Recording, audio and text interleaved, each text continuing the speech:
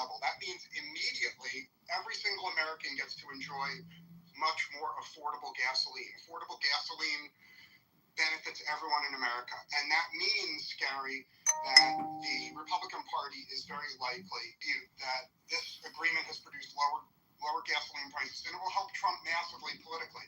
Now, second of all, let's talk about the future of America, right? The future of America is America needs allies, and leaving the IRGC in power forever, I think, is very good for America. So here an argument for why leaving the IRGC. The IRGC in power is very simple. It means that the IRGC will be funding terrorists trying to kill the Saudi royal family. They'll be trying to kill the leaders of Dubai. They'll be trying to kill the leaders of Bahrain. They will be stirring up terror all over the world. And when the IRGC is funding terror all over the world, particularly trying to murder Sunni, argue, and no one on your stage has ever made this argument, that it is a blessing for America that, here's something else, Gary, there would never be an Abraham Accords. If Iran wasn't such a collection of scumbags, and they weren't killing so many Sunnis, we'd never have the Abraham Accords. The final thing I'll say is, everyone in America complains about the high taxes we have to pay to protect the world. Well, what this accord means is that the scumbags in Iran are going to continue to provoke all their neighbors, and their neighbors, including Dubai and Bahrain and Saudi Arabia, they're going to massively increase their defense spending. So the more that the Sunni countries increase their defense spending, the less America has to spend. So the IRGC is the world's best enemy to have. America needs an enemy. We have, for the permanently of all time, we have the scumbaggest of enemies, and the only people in my view, who don't want the IRGC as America's enemies are the progressive community. The progressive community are the real villains. The IRGC is a useful enemy to have. The real enemies of America's progressives. I'm done speaking, Gary. Thank you for welcoming an erudite, contrary point of view to your... I don't know whether erudite... I don't know what... I don't think it did the definition of either erudite or well-educated. Right. That's what I was starting to say. And my takeaway is his foreign policy is basically murder is good. Well, he wants the Arabs killing the Arabs. Well, that's what it comes to. He hates the Muslims. Yeah, just so he could get and he wants gas. So he right. Right. I guess that was a hit and run. Did the regime of Iran, it came to the power yesterday? Last 47 years, these Arab countries, the Sunnis, the population couldn't get together in 47 years and take care of this murder in Iran, right? And now he is coming to tell me, oh, this is going to happen. This is going to happen. It's already. Jesus Christ. Well, it's obvious that increasingly, this whole pan-Arab dream of Nasser is gone. The Arab nations are learning that they want to get along with the West, and they want to engage in international commerce, and they want to get rich, and they to increase commerce, which is a good thing. If we are trading partners with people, we are all trading with one another, and we both benefit from one another, that's a much better mutually exclusive, mutually beneficial and mutual assured destruction on the other side of the coin than nuclear weapons, because you don't have to agree with the philosophies of these various nations, but if we're trading with one another and we are exchanging not just commerce but culture with one another, that keeps us going as a society. We are no longer able to say that we are in our little cocoons in our various nations, and what happens elsewhere in the world doesn't affect us. It does affect us. Even Americans recognize that now, following 9/11. So, Muslims, which I believe is really what he is suggesting here, And he's so angry at progressives because progressives may be against.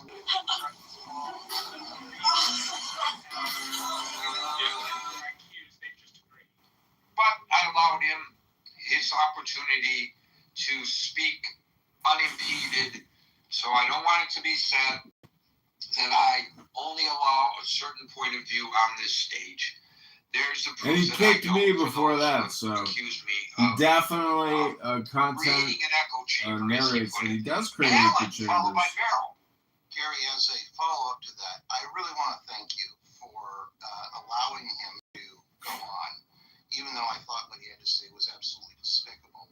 This should not be about personalities, and it should not be about whether you're a Democrat or Republican. I want to point out his comments were general, they were emotional, many conservatives have allowed themselves to fall into. I am very grateful that my good friend Marshall, for what he had to say today. To me, this is about trust as much as about anything else, and I don't trust Trump at all, and I don't think it's worth even giving this idea that this could be right or wrong any airspace, because I don't think there's any chance. This might be the reason why. Right. Before you go to your next video, check this real quick. Most people get this mic, and it's costing them reach. You know, it doesn't matter. The Republican Party, as this guy said, if it benefits from this deal because gas prices come down, that shows to me that the Republican Party is not interested in anything except self-interest, which Republicans used to like to talk about. So, it's partially arrogance. It's the arrogance in believing we somehow are great because we just are.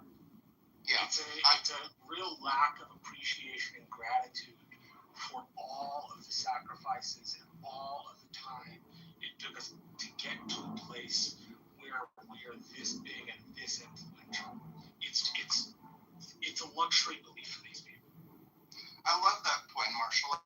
And I'm really glad that Gary has allowed this to go on. We've had some rather heated discussions, and I think that the peaceniks are part of the problem, because sometimes people are so eager to maintain peace and environment peace that we don't get to real issues. And I think that's one of the dangers of liberal thinkers in general. And I'm not a Democrat, but I find in many cases my Democrat friends are too eager to make peace. You know, I wonder if discussions like the ones you and I had, Marshall, a couple of years ago, or within the time we've had of this, have led to a deeper respect for one another and appreciation that, you know, we can disagree, but we can find the areas where we truly do agree. And I think we can agree on 70% of the things. Let's make progress on the things we agree on. Let's not spend I think our conversations definitely did produce that greater trust. One of my kind of key takeaways about the conversations like we've had, and then from my own political experience, is if you tear, you can't build and solve a problem. And it's about solving problems. So if you can't solve the problem, you're not doing the right thing. Right? And to solve the problem, it means I have to. They're so stupid, it's incredible. It's like a circle jerk response. Right? It's an explicit ask that I see a complex human, not as a flattened human. And I think when we flatten other people in that way, en masse, with our vociferous discussions about it, because people don't see each other as real. They see each other as some sort of totem for the other party or the other idea. If you have to see somebody as a human and complex, you're far more likely to respect them rather than dislike them. Amen. The green bean has spoken and interrupted yet again. Unsolicited. Let's look back at the League of Nations. Yes, let us look back at the League of Nations. The United States joined the League of Nations. We talk about we talk about the need for agreement, and I do appreciate Gary's reading of this, and the point 14 is incredibly interesting. But how dare Trump assume that he can speak for the Security Council of the UN? And if this MOA goes into effect, now no, not yet. The filing is in July. Between now and whenever that goes before the UN or the UN Security Council, that allows the Iranians to do even more. So I think rather than wringing our hands, I wish the Republican Party would get its act together, and I almost use a profanity there, and either talk seriously about the 25th Amendment, talk seriously about impeachment, or talk seriously about passing a resolution or a bill in Congress that says we, the United States, do not endorse this agreement. And Gary, I will leave it there. If you really want to remove the president from office, it has to be done by the Republicans, not the Democrats. Just ask anybody who was around when Richard Nixon was removed from office. Thank you, Alan. We'll go to Merrill, followed by Brian. Still kind of struck by what you wrote, what you read, and what you said. I didn't hear people mention Israel at all. I don't hear what the supposed agreement is going to be as regards Israel. As it was written, it does not mention Israel, but it does mention ending all hostilities in the region, including Lebanon. So that's a reference without mentioning Israel to Israel. But Israel's not a party to the Memorandum of Understanding. So if, in fact, what Ella published and I read is accurate, it's just, what are you going to do? Hold the United States responsible for the actions of Israel, a sovereign nation? Or say that the United States is in default?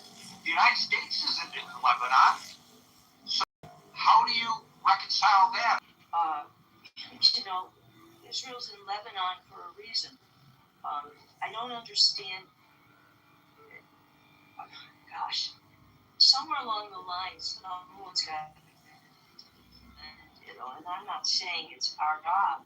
I'm not just saying that when we make it, if we were to make that kind of agreement, which, by the way, Trump was pretty, apartments and kill civilians. I thought that was pretty hypocritical of him, because he never said that to Russia about Ukraine. So, I mean, but of course Russia doesn't have anything to do with this agreement, so he can go along with that. I am flabbergasted because I'm not quite understood. I wrote down some of what you said, but I couldn't do it fast enough. I was typing it. What I don't understand is, ultimately, what do we get? What do we get versus what we're giving away? What are we? I understand. I believe the Axios. Meryl's like the ultra MAGA critic. She's like more extreme than the extremists every single time. Trump didn't listen to his generals. He didn't blow up Iran enough. Some Republicans were not. Crazy. These are like, there's two types of Democrats. There's like the socialist communist Democrats that are anti-war, and then there's. Do you want me to tell you what we're gonna get? We're gonna get middle finger from Iranian, Mike.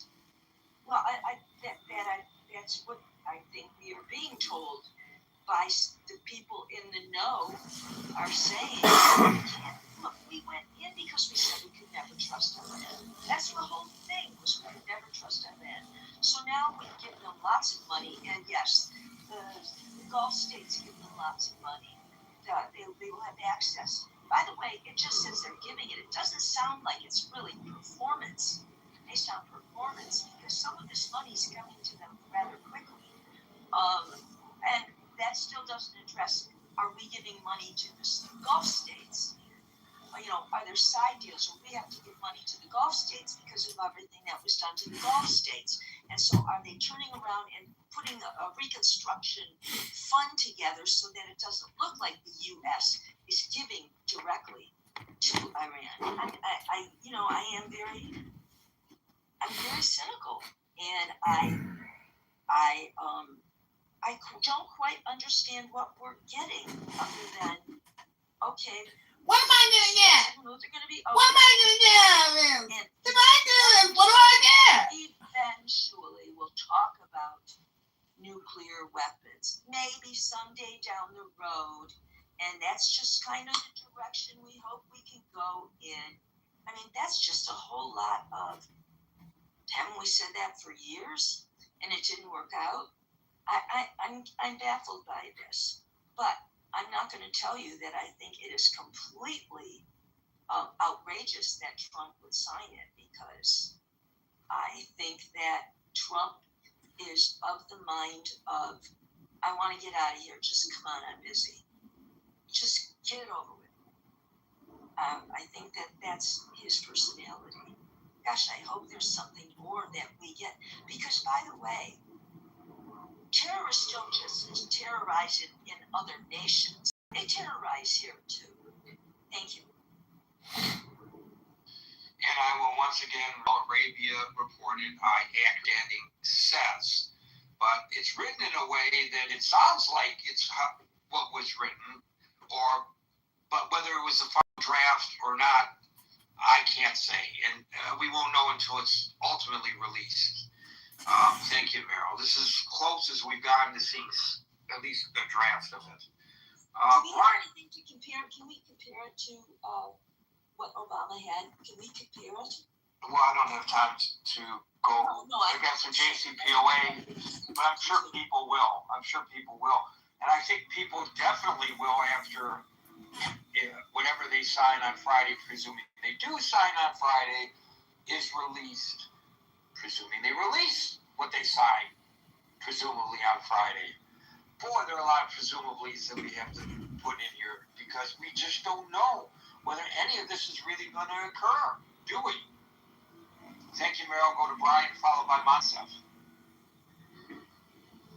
Hey, Gary. I agree with Meryl. I think she's right. I think that Trump is front-loading a lot of this and not expecting a lot in return short term. I think looking at this through a political lens, he's trying to get through the midterms. So he's going to front load some money, some pullback of military troops. I have no belief, I have zero belief that he would agree to remove any permanent installations. I think from what I've read, they're agreeing to move some of the naval assets out of the immediate area and, not send any new or additional troops into the area. So I think that's being spun by the Iranians or others as a pullback of troops and, things like that. So I think it's just, spin that the Iranians and some of their, allies are spinning it as we're pulling back. But I think it's just a temporary,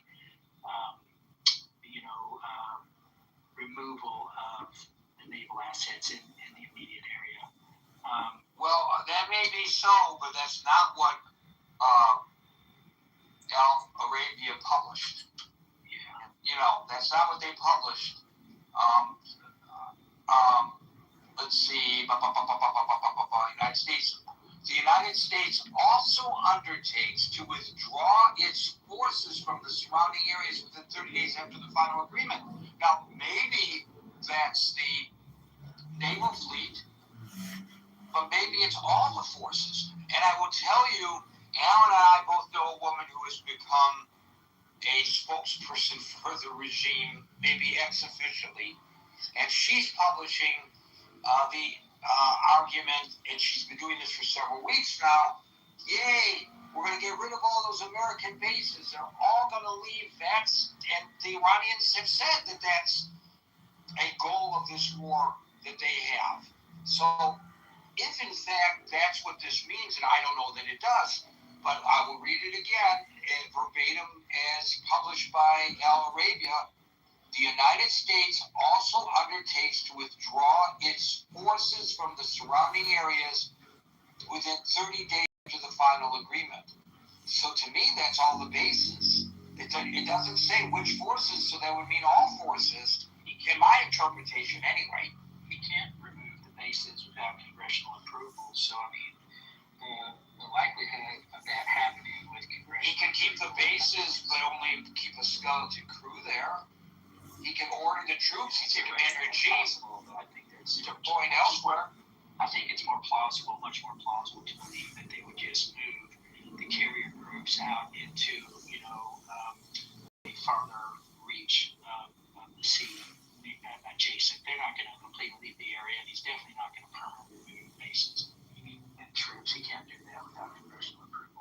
So I think they're just trying to spin it. But I think what's going to happen is he's going to give them some low-hanging fruit. He's going to give them some easy wins so that they stop terrorizing the Strait of Hormuz. He wants the oil to flow and the spice must flow. Prices stabilize, gas prices come down, and he wins the midterms. And then he knows. I think there's not a single person in the world who believes that they will follow through with all of the requirements in any agreement. Even if they do benefit financially or materially from any MOU or subsequent treaty that's created. So what he's trying to do, and I guess this is maybe a little cynical or pessimistic or political, if you will, I think he's just trying to get through the midterms. He's going to give them some low-hanging fruit, get everything to calm down for the next 3 to 6 months, and then when they invariably violate some aspect of the MOU or agreement, probably the investigations or the inspections, of the and removal of the uranium. I find that utterly abusive and offensive to men and women in uniform. Here we go, Marshall speaking for the soldiers. Utterly abusive and offensive. But they effectively function as a political cudgel for the president. He's supposed to have more honor than that. We're not supposed to use them that way. Yeah, I agree. Partisan using of the We're not supposed to use them that way. You're not supposed to use them that way. Aside from the fact this is Chicago News Incorporated.com. I agree. That's a legitimate debate. I think it is, if I'm right, I think it is, reprehensible. The spice must flow. If he does lose the House and Senate, then his administration is bogged down in all kinds of political gamesmanship from the Democrats with impeachments or investigations or whatever else comes from that. So he's probably looking at it like, so what? You don't win the crass political majority by sacrificing the honor of U.S. troops. That is so crass. It's so crass. That's a legitimate argument. It's so crass.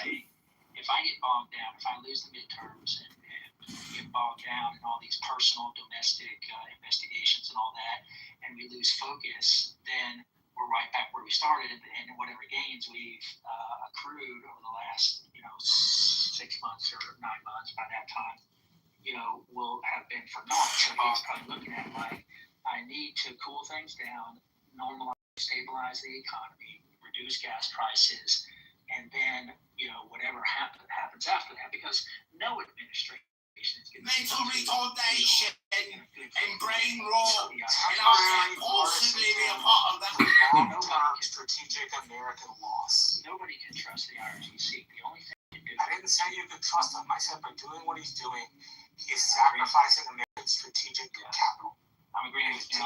He's doing it in a way that is detrimental to the future of the United States. The alternative is to continue to build up power, influence, weaponry, missiles and nuclear material. So, I mean, the alternative is worse. The alternative is not worse. Sacrificing your honor. No, sacrificing your honor for political. Sacrificing your honor is in a way to get nuclear weapons out of the country in the first place. If we were going to do it, we should have invaded the place. We should have raised 1 million additional troops. We should have gone to Congress, gotten the buy-in of the American public, and then asked our allies instead of demanding them like vassal states. I don't want to say acceptable, but like, in a way that like you seem to be okay with, sacrificing the honor of men and women in uniform. Getting a nuclear weapon, yes. Bro, but to not get a nuclear weapon, you'd have to invade the place. We're not invading the place. Well, we don't have the money or the public support. That's not all. Air power is one thing, but air power doesn't get you the hidden bunkers or silos. It doesn't get you the uranium. That's why the military forces to do that. He's not taking that off the table, Marshall. Well, let me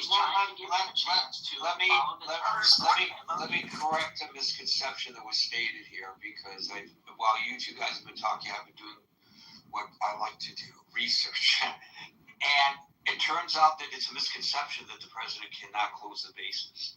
So, according to the Justice Department, as Commander-in-Chief, the President holds inherent constitutional power to deploy and manage U.S. troops and military assets abroad.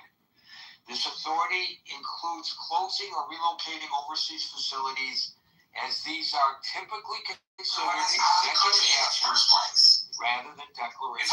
Here's an exemption. It's called the BRAC exemption, and this comes from the Congressional Research Service. And they say, or it says, comprehensive domestic base closures and realignments require a congressional process known as BRAC, base realignment and closure. However, this legislation explicitly applies to domestic installations within the United States. Overseas bases are exempt from this process, freeing the president from the legislative hurdles required for domestic closure. Now, while what I just read is true, there can be congressional pushback, because while the executive branch has the unilateral authority to shut down a base, Congress can create indirect obstacles. If lawmakers disagree with the base closure, they can leverage their constitutional power of the purse, because it costs money to close the bases. But I don't know whether that would be even something worth considering by this current Congress, which seems to go hand in glove with anything the president wants to do. But maybe they would show some cojones. I think there's zero chance that's going to happen. Trump is not going to fight to remove bases from the region. I mean, well, then why would he agree to it? Why would he agree to it if, in fact, this memorandum? Why would he agree to it if, in fact, again, this caveat, which I will repeat again, I'm sure, if, in fact, what I read from Al Arabia of what this memorandum of understanding purports to require, if that is accurate, why would he sign it in the first place if he doesn't intend to do it? Well, if he intends to close the bases, I'll eat my hat. Well, okay, but why would he agree to this memorandum? Because it's being misinterpreted. It's being mischaracterized. How's it being mischaracterized? Because they're going to pull back on the carrier group out of the immediate. How do you know it's being misconstrued? Well, how do you know that it's being misconstrued? Things that are off the table. Because I can read. U.S. military political council was one of them. So you're saying that the way you construe it inherently is correct, and the way that I construe it is incorrect. I'd say I'm more likely to be correct, yes. Are you talking for us, Marshall, or for somebody else's benefit? I don't know whether he's trying to take the mic or not. It's hard to tell. No, sorry, my mic was in. All right. Thank you, Brian. Thank you, Brian. All I can say is Marshall Rankin, Hidalgo County, Texas, Republican, Trump arrangements of calls for invading Iraq with 1 million U.S. soldiers. And the way it is written, and you could be correct, himself what it says, and maybe a lawyer here can explain it better than you or I, Brian. Quote, the United States also undertakes to withdraw its forces from the surrounding areas within 30 days after the final agreement. It does not specifically say the naval forces, but maybe that's what it means. Thank you, Brian. We'll go to Monsef, followed by Len. Thank you, Gary. If the 14 points that you read turned out to be true, the art of the deal could be really something that the Iranians start saying that they invented, not Donald Trump. Anyway, the seems like from the beginning of the war to now, the priorities or the goals, I guess, for the Iran war have shifted dramatically. I mean, the first week we're talking about this is it. We waited 47 years for a murderous regime to exist, and we're not going to allow this anymore. They're going to have to give up the what they call a nuclear dust. And it's not dust, it's 970 pounds of enriched uranium. Completely give it up. Even said it was going to be transferred to the United States.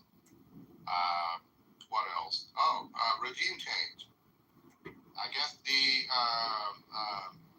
to make a point that we actually achieved that, he said yesterday, I'm talking about the president, that the new regime is much nicer. It's not.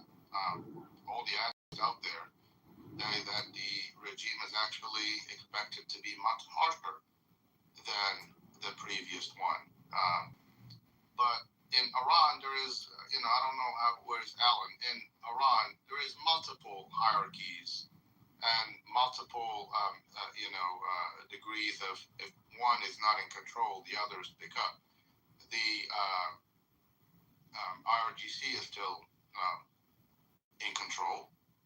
The son of the Ayatollah, although is disfigured, still has a lot of say.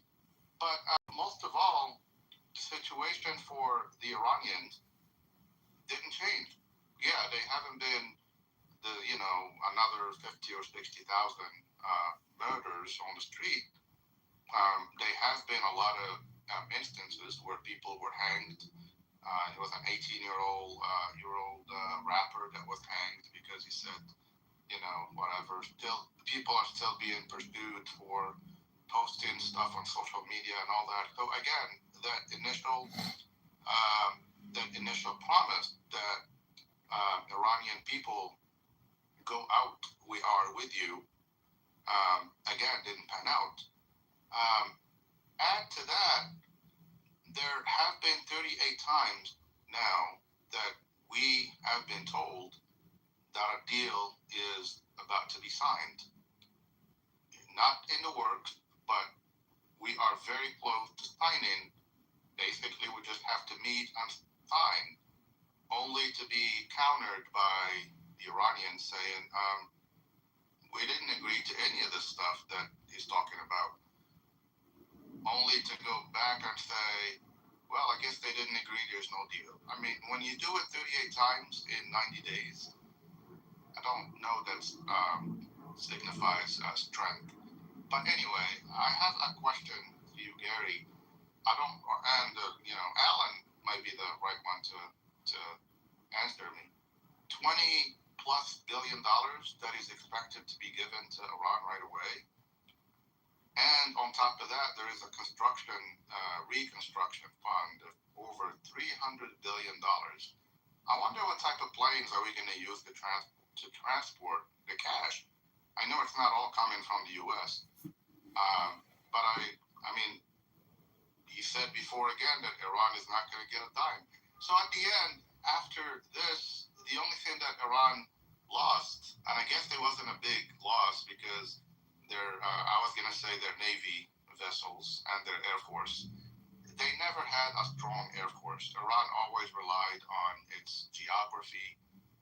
Yes, the naval force was good to control the Strait of Hormuz, but that area of the water with the money that they're going to be getting, that would be so easily reconstructed like in no time. The missile counts, even though we were told that we destroyed them. I mean, there's like nothing left. Reports coming out from I think it was the Jerusalem Post, that said more than 50% of the long-range missiles are still in existence. So I mean, I hear people talking about, there is an election coming, and I don't know why Marshall thinks it's actually dishonorable for the president to use the troops in such a manner. But again, we're talking about Trump, so. Because I think it makes them overtly political in an institution which is explicitly supposed to be apolitical. I'm not saying it's not been done. I'm saying every time it is done, it's wrong. But something he embraces it as a badge of honor, thinking that he is the bravest president that would do something that other presidents didn't do. But I'll give you an economic explanation. I mean, we went into 90 days, I guess, of herd. There is a Linda, give you the real name, Linda Bilms. She's a Harvard economist, and the estimation for the cost, they call it an economic cost of the war, is between 630 billion to 1 trillion. If you're a small content That creator, includes the munitions that we use. That includes the taking care of the veterans. 47 years for a murderous regime to exist, and we're not going to allow this. And cost in the U.S. So,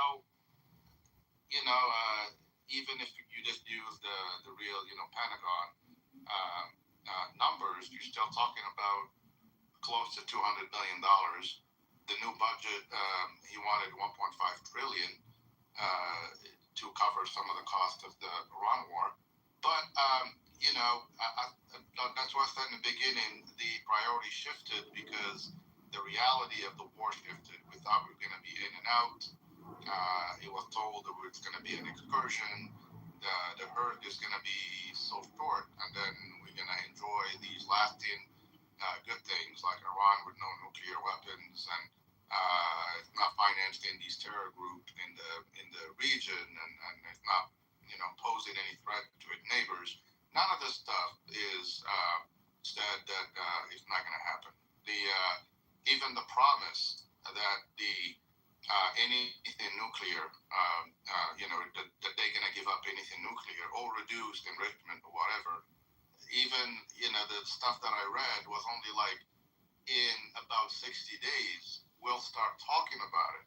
Like there's no set promise that we agree that we're never going to enrich and we agree that we're never going to go after the bomb, which Trump said that was going to be the cornerstone of any deal.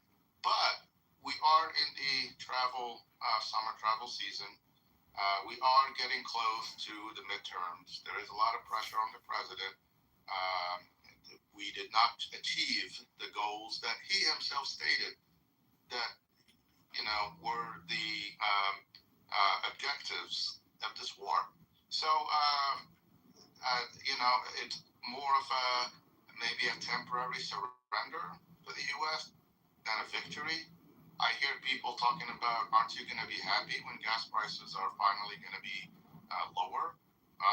They were lower in February, so it's almost like you put up a fire, and then you're going to be claiming victory when you put it down with water.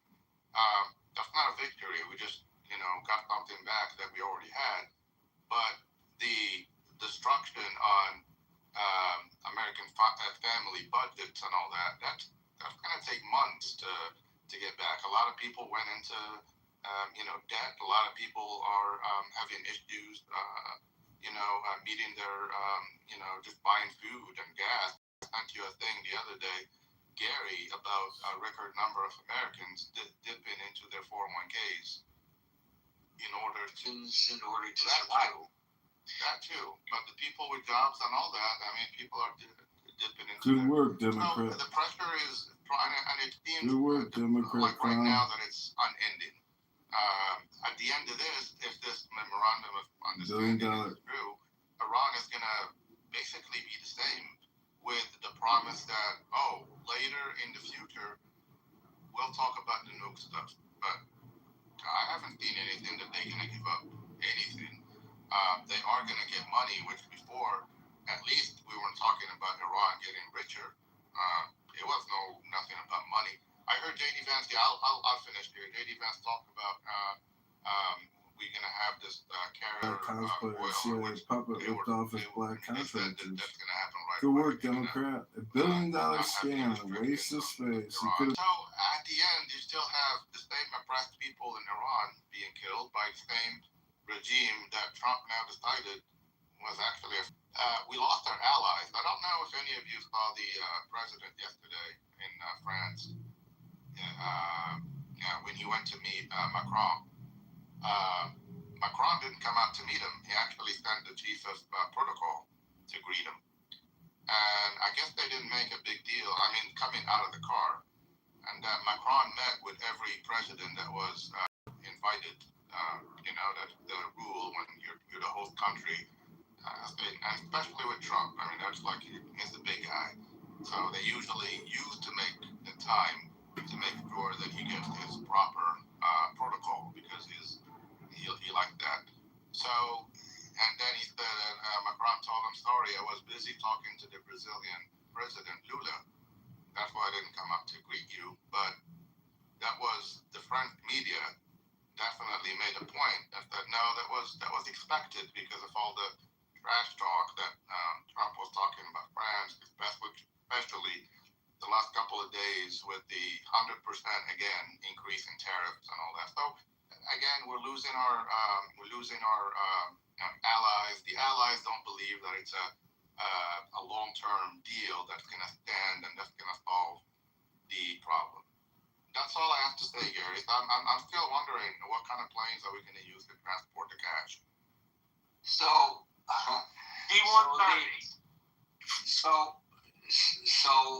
the 47 years for a murder. Your last comment brings to mind how Republicans went crazy about how there's no respect. He can't earn the respect. What a piece of crap president wearing a tan suit Obama was because of the improper protocol when he was rudely greeted at the airport in Beijing. And here you have the same thing with this president, and I don't hear such outrage about it. The money, you talked about the money. And since you raised the issue of the money, it's far more than the $300 billion that you mentioned. And I just want to read those 2 points again in what Al Arabia claims is the final memorandum of understanding that will be signed on Friday, even though we don't know that this is accurate reporting, but this is all that we have. So here are the 2 points that I would like to reiterate about money, because Monsef is correct. The president did say Iran's not going to get any money. We're not going to release any money to Iran. Number 6, the United States of the Islamic Republic of Iran, while ensuring financing of at least $300 billion. The implementation mechanism of this plan, as part of the final agreement, will be formulated within 60 days. And the next one is number 10. The United States undertakes that immediately after the signing of this memorandum of understanding, will issue waivers for exports.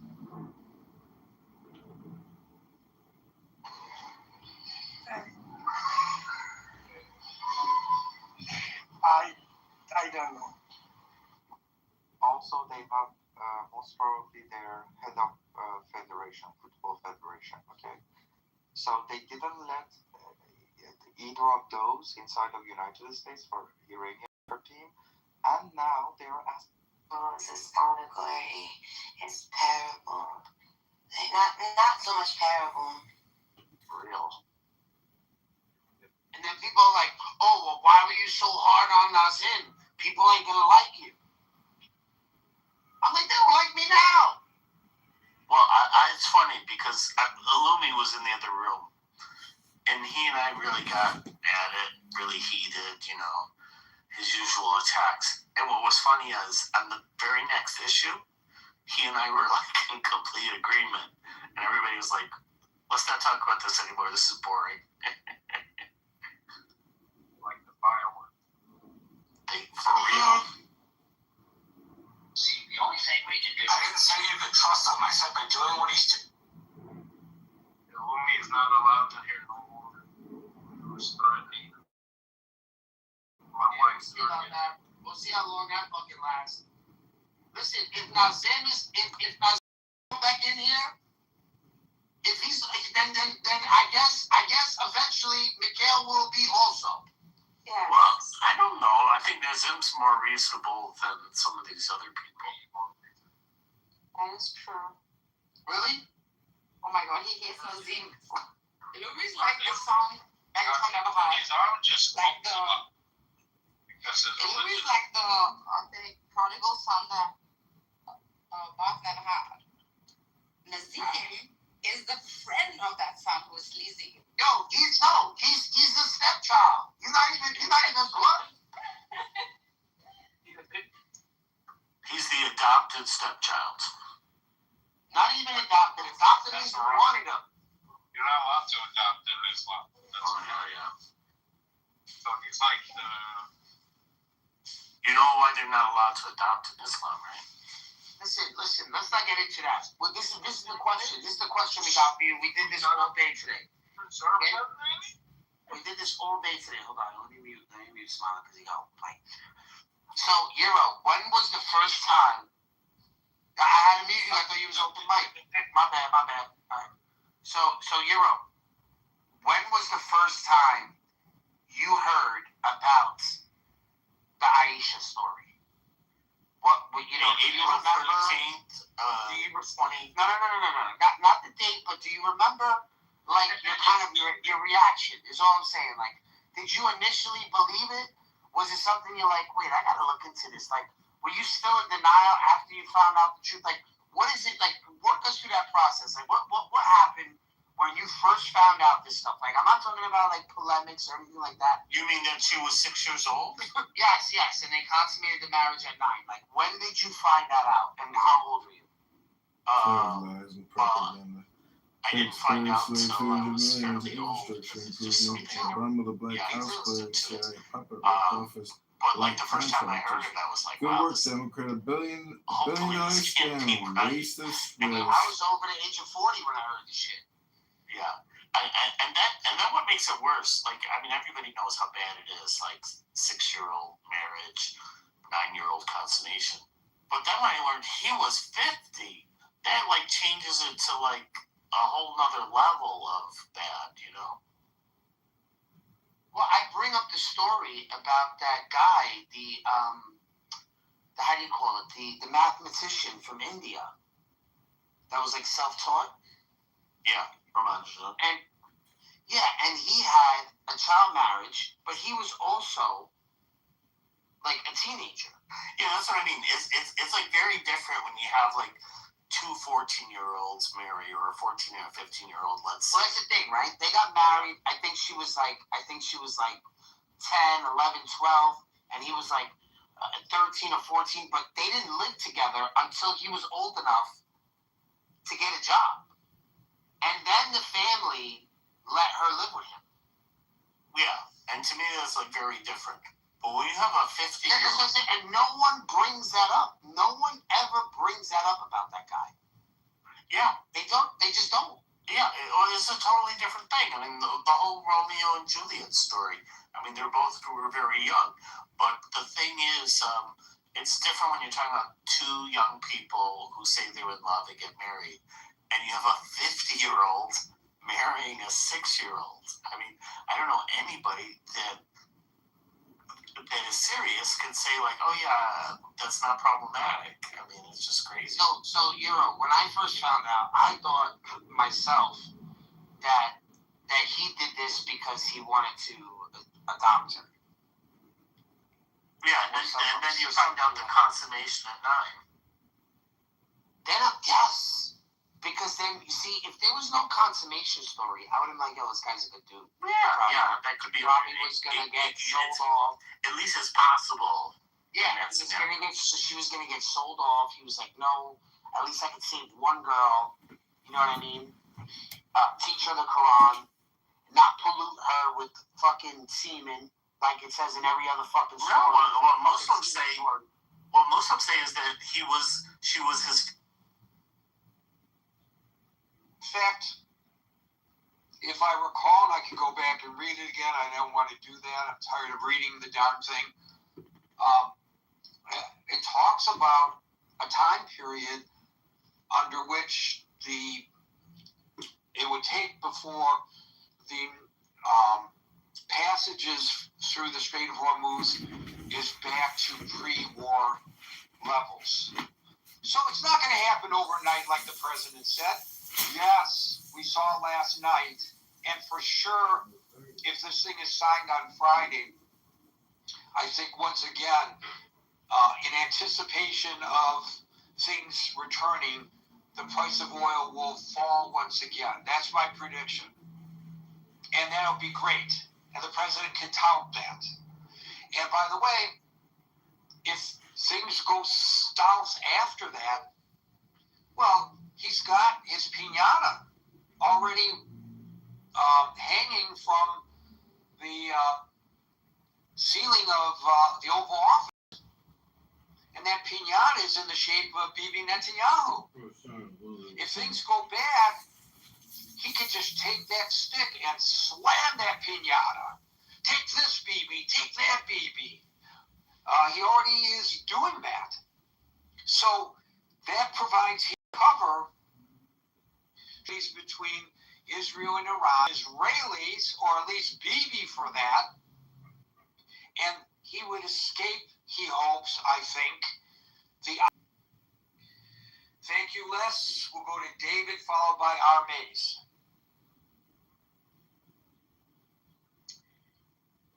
Man, a lot to absorb, Gary. A lot to absorb.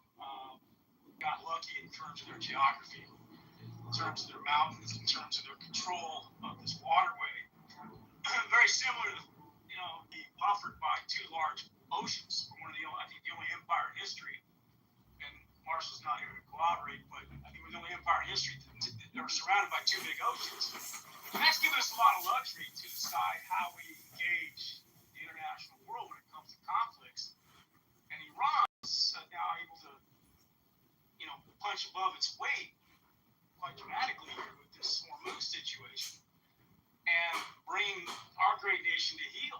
And I think it's such a bad deal, Gary, that you've got congressmen, you got senators saying, "Oh, I haven't read it yet."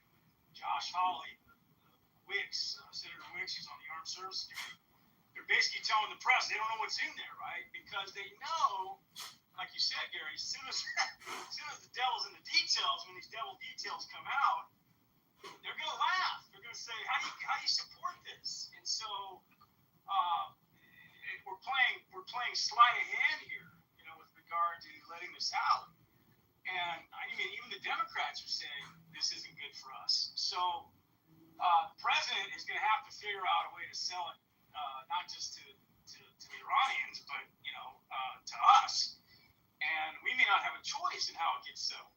And of course, the laughing stock of all this, Gary, is that Obama was eviscerated in talk shows, Fox News, and giving Iran pallets of cash, and being criticized for being disloyal and committing treason. The president just took it. I mean, took blow after blow. And where's the reckoning for Trump? I want to see the same reckoning for this deal, Gary. I brought up a horrible comment in the room yesterday, and I apologize for how inflammatory it was, but I can't seem to think that any Israelis or Jews in America are happy with this either. And it's where's our alliance? Where's the investment that both make on both sides? You're right. Israel's being used now because Trump can play both sides, and he'll probably tell Bibi, "Listen, Bibi, I'm gonna have to embarrass you a little bit here on the national stage, but don't worry, your people still love me. I can still be prime minister if I want sides. You know, it's kind of that.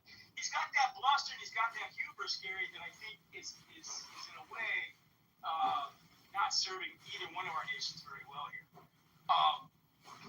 And so, Gary, I think at the end of the day, big business spoke, big oil, big insurance, all the corporations that have to still live off this resource quickly as possible. If we want to tame, otherwise they're in the catbird seat for however many decades that we have to continue to rely on this substance. And there's nothing in the world to replace it yet. We can't run our militaries off of solar out before we continue to, potentially bankrupt the world economy, which I believe we're really on the verge of hitting. So, Howard, you might something. You have a question? Howard. Anyway, that's all I got, Gary. I'll go ahead and land and let others speak. So, Dave, let's go back to the origins of the MAGA movement. I think there were two chants that were the most prevalent. The first one was, lock her up, lock her up, lock her up, lock her up. And the other one was, drill, baby, drill, drill, baby, drill, drill, baby, drill. Now, he was not successful in locking her up. And perhaps he was never serious about locking her up because when he took office the first time, he never took any real action to lock her up. But he certainly has moved forward with Drill Baby Drill, and any attempts at alternative energy are being blocked by this administration. They filed lawsuits against wind farms. And they come up with legal and ecological reasons for their arguments. They may be right, I don't know. This is not a new concept. It wasn't just Iran, it was OPEC that was the concern for because OPEC controlled the price of petroleum, more so maybe than they do today. And we have been saying for national security reasons, we've got to get off of our fossil fuel desires in this country. And so, I don't know if this is a fair assessment or not, but the arguments that we made, such as it is made now, forever and ever, leading ourselves from fossil, come up with alternative forms of energy. Sometimes we have too successfully come up with other leaders push back against them, like nuclear. But this administration has decided to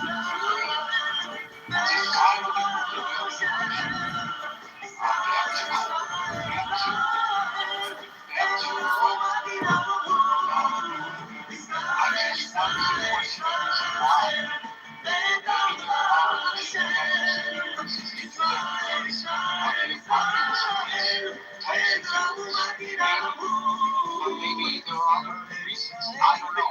I presume that if there are people who can write a novel like John Clancy, somebody will write a novel that explains all this to us. Anybody can. It's apparently not on television or in the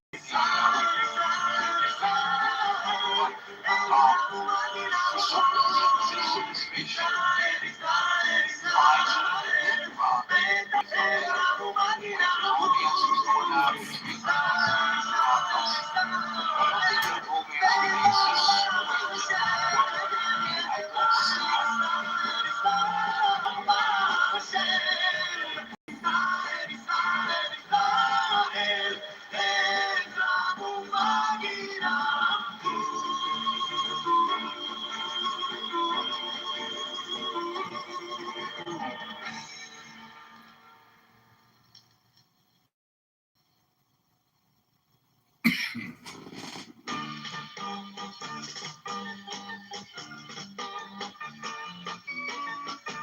Sesuna sipo, besiha Torah.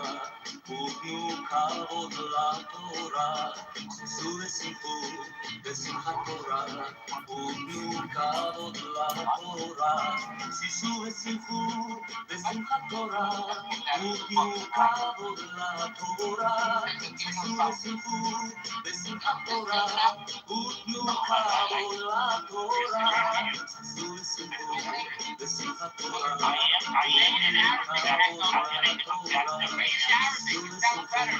בשמחת תורה, ותנו כבוד לתורה, שישו ושמחו בשמחת תורה, ותנו כבוד לתורה, שישו ושמחו בשמחת תורה, ותנו כבוד לתורה, שישו ושמחו בשמחת תורה, ותנו כבוד לתורה, שישו ושמחו בשמחת תורה, ותנו כבוד לתורה, שישו ושמחו בשמחת תורה, ותנו כבוד לתורה, שישו ושמחו בשמחת תורה, ותנו כבוד לתורה, שישו ושמחו, או שישו ושמחו, או שישו בשמחת תורה,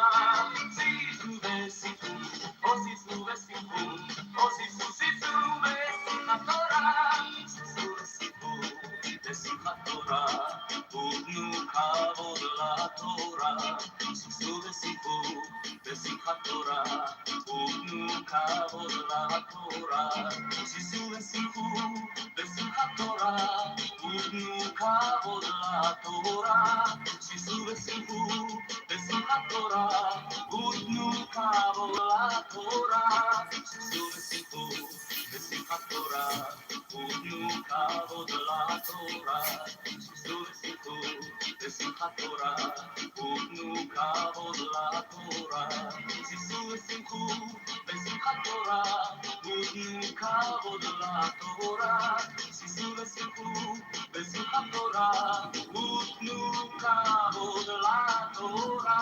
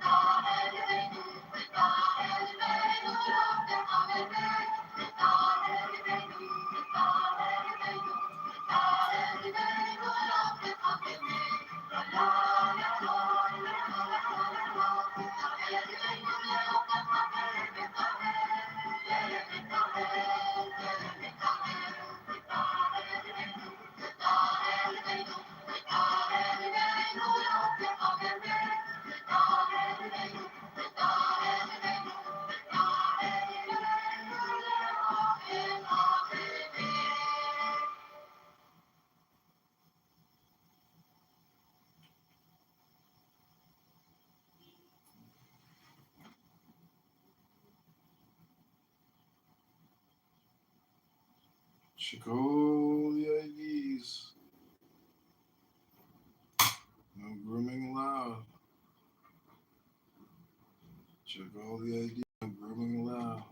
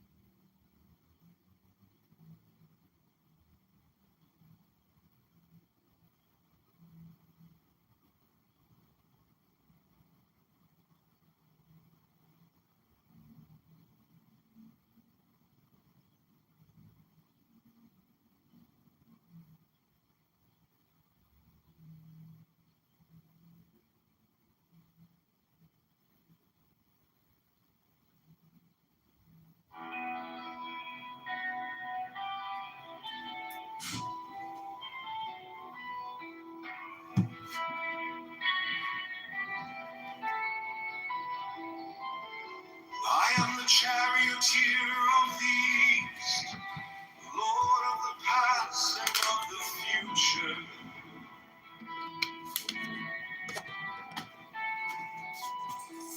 I see by mine own inward light, Lord of resurrection, who cometh forth from the dust, and my birth is from the house of death. Lead through divine voice upon your pinnacles, who can watch over the universe. They who company the beer to the house of rest, who pilot the ship over all, advancing onwards to the heights of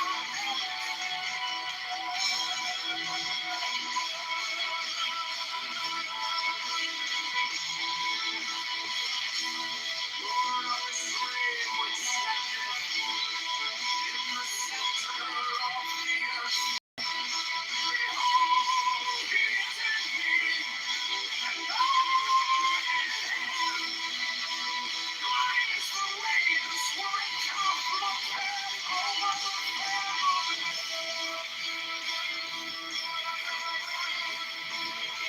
On high, I tread upon the firmament of new. I raise a flashing flame with the lightning of my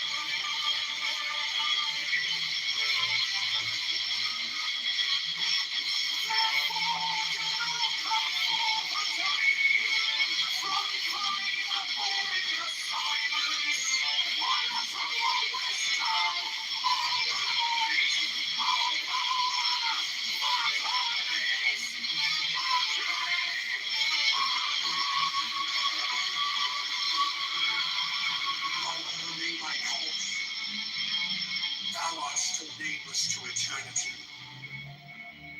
Come thou forth, I say, and aid and guard me in this work of art.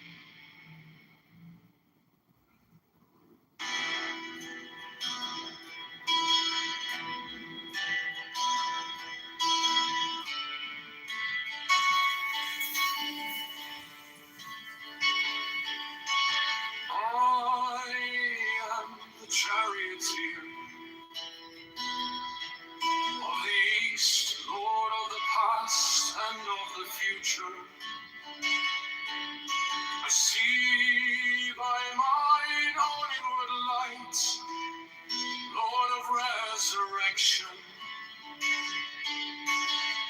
who cometh forth from the dust,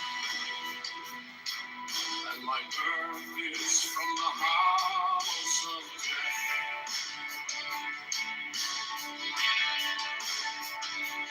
O ye true divine hearts upon your pinnacles, who keep watch over the universe, ye who company the bier to the house of rest, who pilot the ship of wrath and sing onwards to the heights of heaven, Lord of the shrine which standeth in the center of the earth. Behold, he is in me, and I in him. Praise the radiance, wherein toppled the hills and the mountains. I travel on high. I tread upon the firmament of I raise a flashing flame with the lightning of the new, ever rushing on in the splendor of the daily glorified wrath, giving my life to the dwellers of earth.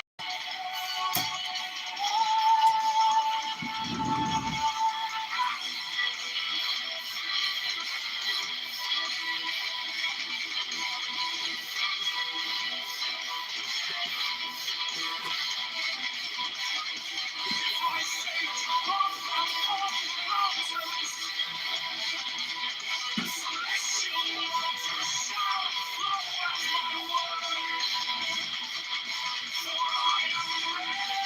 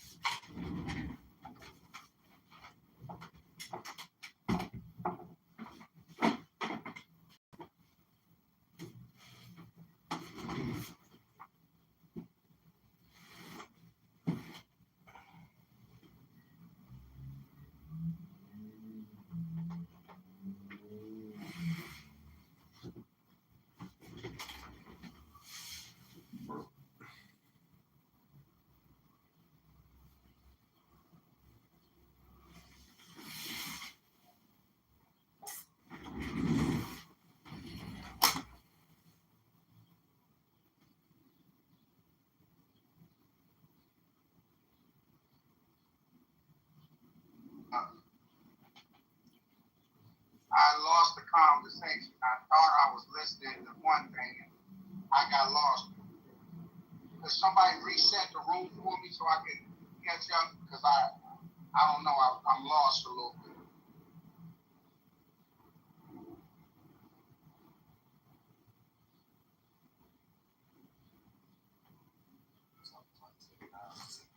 Information. I'm talking about delays, bro.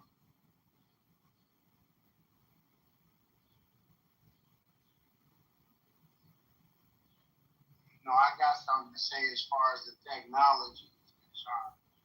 You know, fucking understanding of how the mind I've been encouraging everybody to get into the vibe coding to get what you want from them. understanding Came from AI better, no bullshit, not a lot. AI agents, creating these relationships, and getting a real good understanding of how to monetize what you need to show me or AI. demonstrate to me necessarily, like I think the charge of harassment. quite a few of you have actually been doing. I know Michelle has said some stuff, and I think it's been about 3 or 4 different people I've heard say something. RJ is making money from it. It's a few that are making bread from it, and I think Umar, I know, is making bread. So we gotta really start grabbing a hold of this thing and allowing it to get real comfortable. And I like Kimberly. Kimberly's another one. I know she's making bread from it. I think maybe even Erica might be making some money from the AI. But I think it's something that we gotta really grab a hold of, get real comfortable with, and let these Anglo-Saxons almost do what they do, and we need to be oblivious in a way. But then there's another side to that. I think we need to be encouraging more engineering from a perspective of building these drones.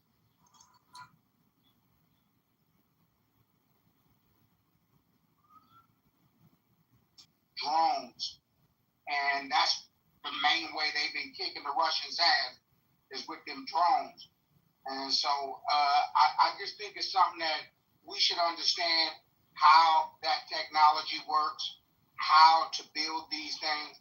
This is stuff that, you know, should understand the technology in the future for them.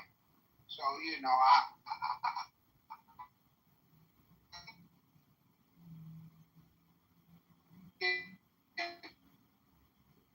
let's get into our prompting. Let's get into our computer science and black engineers coming out.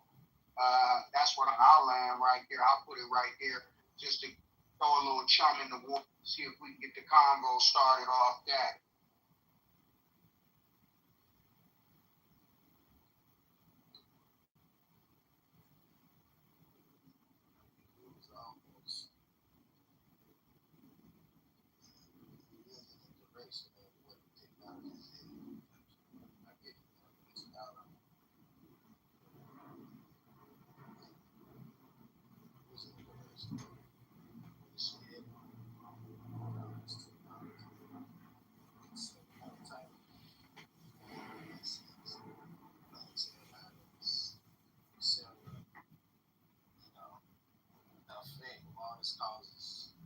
Causes effects. That's what we're going at here, because I think that's more important, because nobody knows when. You only cause bad done. I think that's important. But nobody knows when. This shit is all a game. It's like, what's behind that veil? I know a lot of people. What's your favorite one that you like to use? Is, you know, I fuck with Claude. Claude is my nigga. You know what I'm saying? And when I need to go into battle from a business, Claude.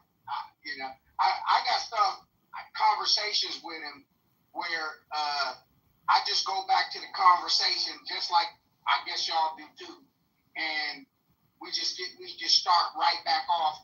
If I need contracts done, this, that, blah, blah, and he gets right back on it. So I don't talk to mine every day. I only use mine I use mine more like an attorney. You know what I'm saying? But which one you fuck with, John? I got Grok on my shit. I use it for different scenarios. I use it for different scenarios because I put in how I think. I just know it goes into a database and collect the data about certain shit. And so that's just became lazy for the most part. But I actually, you use Word for everything has got a value, very often. So it's not something that's embedded in my life. Because even all the information I gather, man, we literally just sit, ponder, and think it. And I might run across certain shit, and some shit might run across me, just browsing, whatever the case is. But for the most part, I get a lot of my shit just sit, think, just sit here thinking. I do this often. A lot of times you haven't figured out a way to incorporate it into your daily business or anything like that. You haven't figured out. Well, I mean, it'll come to you. Like I said, I don't fuck with my shit on a daily. No, I'm not saying that. I don't fuck with that shit. Not saying that. I just don't. I'm not like that. I don't fuck with it on that level. I'm not intrigued by that shit. That's not something that I'm intrigued by. It's more scary. It's not so much about it being intrigued by it. You understand? It's more of a. I mean, it's what a need is. It's the tool. Like I said, the vibe coding is real good to know. You know what I mean? And look up that. What vibe coding is? It's basically a breakdown of the way that you would kind of prompt it to make the moves you wanted to make. But once you got a certain amount of shit in a conversation with it, you just gonna end up just keep going back to that conversation, whatever that is. But like I say, I know people who use the shit like a therapist or something, which is like, I don't know, it's kind of crazy to me to use it like that. But I know people who have a real relationship with it. I was around this girl one time, bro. I was around this girl one time, and my girl, she gets to. She was ugly. The AI or the girl? Which one was ugly? I don't know what he's talking about. But anyway, this bitch, this girl, every few 10, 20 minutes, she goes to ask this AI something. Yeah. AI something like, AI, my day was something. Right. And they'll use it like a companion and shit like that. But I'm like, bitch, you crazy? Real talk. And so now, but what's wrong with being in the metaverse? Hey, you know what? For me, I love somebody in the metaverse. That's where my paper's at. In the metaverse, really. I can't wait to get done with this truck and get straight meta. I want to be straight meta. But at the same time, I think that what the fuck does that mean? He want to sit his head. He want to sit his head under a link. No, I want all my bread coming from Meta. You feel me? Just I want your bread coming from Meta. He want to see I'm sorry. I apologize. What you say? I get bread coming from Meta. Well, I can't get into that. That's proprietary, baby. I can't get all into my personal goings and comings on my bread, baby. I just say that's all. See what I mean, Melissa? Some proprietary type shit, baby. It's the other way around. Just in the motherfucking chat and taking the motherfucking over. How is everybody doing today? What's up? Yeah, but that's what I'm saying. At some point, it'll all be meta, but and the bread will be better.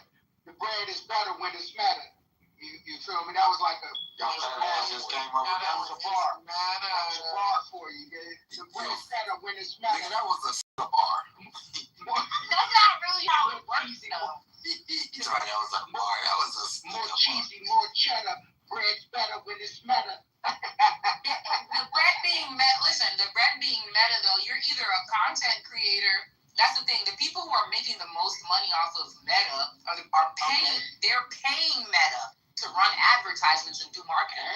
They're not getting paid from it. I hear you, and it's good to hear those ideas and that psychology. I love it. You know what I'm saying? And I encourage it. I want to see black people.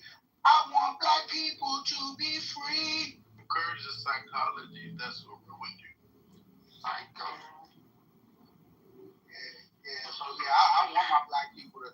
So Melissa, what, are you doing any meta? You in any meta right now? Bro, what you thinking? That's not the way you phrasing it is cracking me the fuck up. The meta. No, don't get him to say that. Well, no, Peter. I'm surprised that this is Trump's team. You know, Trump likes the Knicks. He loves the Knicks. You didn't know that?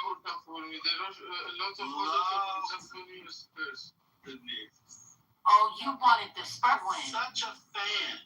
Wait a minute. He said he wanted the Spurs to win. You wanted the Spurs to win? Oh, he's Wait a minute. He said, did you just say that they were going to win? I can't hear you. Say that again. I'm not sure which match they are playing. Who with who? Because I'm not actively pursuing the news. Oh, okay. Yeah, it's over. They won. They won on Saturday. So let me just Peter, You don't understand, y'all. He only understands me. No, he's gonna understand me because wait, brother, let me just say this. You can try to give you 12 minutes on you. Let me just say this. Peter, here's how you can relate. The Knicks haven't won in 53 years, but we won. We won on Saturday, so I just want to let you know. You can He said, Alhamdulillah. Oh, congrats. And that was real. I just want you to know, Peter, how much of a Knicks fan. Mashallah. Trump risked his life. He lost us the game. Vacation. 8-11. To go. This is not a winning lane. To go watch the team in person. He loves this team. Peter said he don't care. He said he doesn't care. And the owner of the team welcomed him. Embraced him like a brother. Wait, are we gonna be fair and mention that? Wait, hold on. No, Peter, you need the full story. He said he don't want to hear it. He said you guys are emotional about this. I'm not emotional. That's what he said. I'm actually non-emotional. I am non-emotional. You mentioned the 53 years of emotions. Nothing. I'm saying this completely dispassionate. I'm going to say this as somebody been booed louder at his supposed home, which he doesn't live in anymore, rooting for that team. So there you go. Now you have the full. One moment, please. To Adam OD and to Igor, I'm going to call y'all face. Y'all let Peter get in front of these people and say that the French team was better 20 years ago when Kylian Mbappe became the all-time goal scorer for France today and also has done many great things such as win a World Cup in 2022. No. Whenever they played in Qatar. Wait, no, it wasn't Qatar. When they played in Russia, 2018. He won in 2018 and he almost won in 2022, if it wasn't for those goddamn pesky penalties And the rest of that goddamn French team was a bunch of bums that year and didn't do shit and made that boy put all the damn points on the board by himself. Yeah, you understand, Brit, that I actually don't understand shit what Twitter is saying. So this is the news what you said. Well, Yeah, I understand now. I understand now. He probably sounds like Charlie Brown to you. Oh my God. That's insane. Britt, are you there? Yes, Brother Messi, I am here. Okay. Hope you're doing well. I just want to remind you that if you keep screaming while your voice is trying to recover, it will in fact never recover. Listen, Brother Messi, my voice, it has its moments Your during voice the day. sounds worse today than it did It yesterday. doesn't. It sounds beautiful. Thank you. It's because of the headphones, okay? It doesn't sound as bad as it did yesterday. Oh, okay. And that's mainly because I keep trying to talk at my normal tempo. If I talk a little higher, it's fine. So, there's that. Glad you're still out there. Fighting the good fight. Exactly. Me and these 3 children in this trench coat, okay? I saw this VCR. I was like, I know that's not. That was Brit 10 years ago. That was Brit 15 years ago. She's like, no, this is me. Like, don't you have a chaperone, man? Like, he's legally able to drive in Texas. The better question is, can I reach the foot pedals unassisted? The answer is yes, but still. Oh, Wait, Britt, you sound really tall though. Exactly. Not. Exactly. And Brother Messi, I drive a Jeep, so shows you how. Not you gotta hop up. I'm 5'5", but I thought I was average. I didn't think I was short. Until one day one of my coworkers said that she always knew it was me coming in the door because she couldn't see me. She just saw the door open. And I said, what? And then I was like, oh my God. And then I realized I was short. But I never knew. Oh, not the Lollipop Guild has a new member. Oh, Lord. That's cute. My non-existent wife is 5'3.5". So I know that's short. Oh my God. Brother, I take offense at you sitting up here saying I have to jump into my car. My Jeep is not lifted. So I'm not jumping. Thank you very much. Not that was a feature. That was a selling feature. She's like, okay, I can do this one. I can't do that one. It's too hot. Oh God. Just causing havoc. Oh yeah. Aleph said 5'5" is not short because he's 5'4". 5'5" is short. I'm just telling you what Aleph said.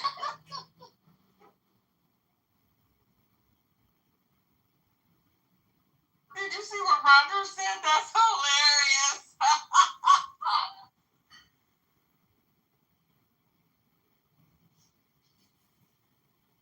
I agree, Roger.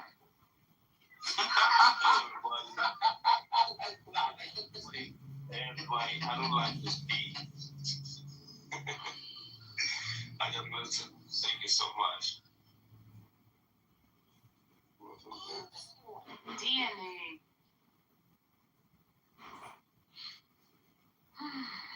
You know, and the wild thing is, when I look to see who could possibly.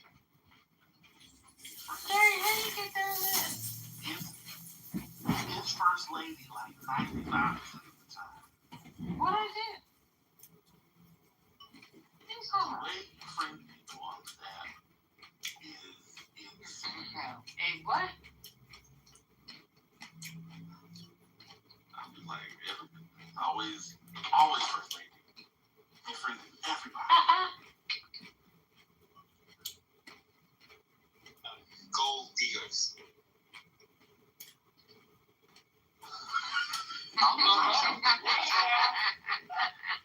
There you go. That's fabulous. I just want to know why is gold digger a bad thing? That's what I want to know. I mean, in a way, you know, I'm not a gold digger. In a way. What, my friend? Are you bored at home? Where are you from, Sasson? You need some attention. Let me give you some attention. Oh, where are you from, Sasson? I live in Tehran, capital of Iran. Oh, okay. Yeah. You're in Tehran. Yeah, Tehran. Okay. Yeah. So, are you okay with the MOU? What? The MOU. I don't know. What's that?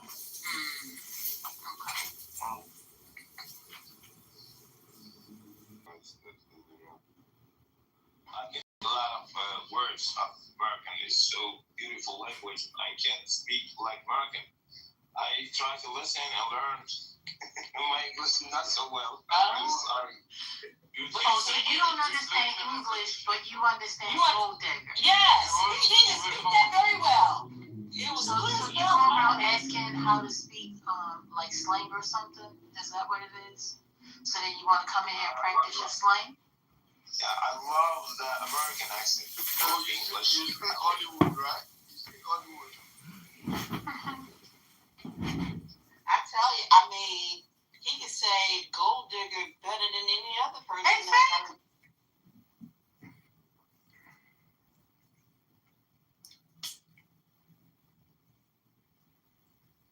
Percentages there. You can't fight the force. That's What I say, that is concrete. I'm just. Yeah, I understand. I'm giving you an answer. I'm saying you could go the route of saying they don't exist at all, in the sense that they don't have ontology. But if you're demanding that they have ontology, then okay, let's just say they're abstract objects. Okay, but do you believe abstract? Okay, sure. No, I'm not even a theist. Okay, but so if abstract objects exist and they have an ontological quality, right? And so I'm asking, if God cannot change the ontological quality, like if it's good or 2 + 2 or whatever, then I agree. Okay, fine. Let's go with your argument that. Yeah, why is it a threat is omnipotent? If you keep interrupting me, it's very hard to keep the train of thought. I'm trying to get to the end of the sentence so I can make my argument. Okay, so if you already said that, like, in the world that you're creating, the omnipotence, God does not need to be omnipotent because he doesn't have to have the power to change what is metaphysically necessary. That is your argument. And now I'm asking you, if that's true, it's not my argument. That is not your argument now? I never said he doesn't need to be omnipotent. Right. What I said is omnipotent in the general, in the way that everybody else but you uses the word omnipotent. No, I just went through and I explained how we could just be modal monists and say metaphysical modality is broad logical possibility. And so, okay, fine, he can do anything that's broadly logically possible, right? Which means that he cannot violate conceptual truths. That's what that means. Yes, but who created the conceptual truth is my question. They're uncreated. They're not created. But so then, if God did not create them, so God did not create this part of the universe. They're abstract objects. They're not concrete objects. But they're still objects, and they were created. Yeah, but when you say universe, what does that mean? Everything that exists. I take the universe. Okay, the universe includes God, so God obviously didn't create the universe because he didn't create himself. And there were. I have a question.